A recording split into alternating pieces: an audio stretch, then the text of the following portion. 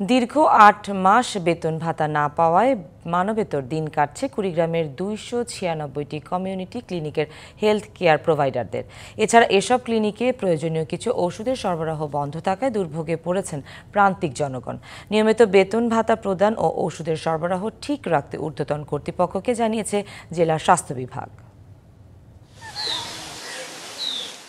কুড়িগ্রাম জেলার চরাঞ্চল সহ প্রত্যন্ত গ্রামের মানুষের স্বাস্থ্যসেবায় ২০০০ সাল থেকে পর্যায়ক্রমে প্রতিষ্ঠা করা হয় ২৯৬টি community clinic.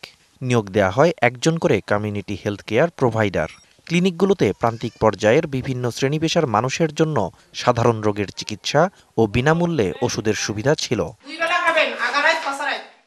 Colour expert, George sap এবং মাইল্ড অন হ্যান্ডস টেকনোলজি সমৃদ্ধ অরিক্স ক্রিস্টাল ওয়াশ আপনার। তবে কমিউনিটি ক্লিনিকগুলো প্রকল্প থেকে ট্রাস্টের আওতায় নেয়ায় ২০২৪ সালের জুলাই থেকে বন্ধ হয়ে যায় বেতন ভাতা। এতে প্রায় ৩০০ ক্লিনিকের স্বাস্থ্যকর্মীরা চাকরি নিয়ে অনিশ্চয়তায় পড়েছেন।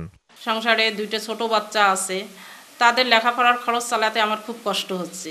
তাই আমি চাচ্ছি যত তাড়াতাড়ি সম্ভব এই ১৪,০০০ সিএসসিপির বেতন ভাতা দেওয়া হোক। ঋণে জর্জরিত হওয়ার কারণে বা বিভিন্নভাবে সমস্যা থাকার কারণে আমাদের এখানে সেবা প্রদানের বিঘ্নতা হচ্ছে। অন্যদিকে এসব কমিউনিটি ক্লিনিকে আগে ২৭ প্রকারের ওষুধ দেয়া হলেও এখন দেয়া হচ্ছে ২২ প্রকার। ফলে দুর্ভোগে পড়েছেন স্বাস্থ্য সেবা নিতে আসা প্রান্তিক জনগণ। আমরা এই ক্লিনিকগুলো চাই, আমরা বিরাট উপকার হয়, আমরা ওষুধ পাই। আগে ওষুধপাতি ভালোই দিছিল, এখন ওষুধপাতি একটু কম পাওয়া যায়। ক্লিনিকগুলোতে অ্যান্টিবায়োটিক ছাড়া বাকি সব ওষুধের সরবরাহ স্বাভাবিক থাকার কথা জানান কুড়িগ্রামের ডেপুটি সিভিল সার্জন। স্বাস্থ্যকর্মীদের বেতন ভাতার বিষয়টি ঊর্ধ্বতন কর্তৃপক্ষকে জানিয়ে সমাধানের আশ্বাস দেন তিনি। এ বিষয়ে বারংবার আমাদের ঊর্ধ্বতন কর্তৃপক্ষকে জানিয়েছি এবং আমরা আশা করছি এটা খুব দ্রুত সমাধান হয়ে যাবে।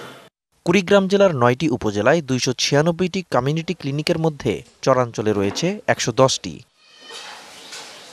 DVC news desk.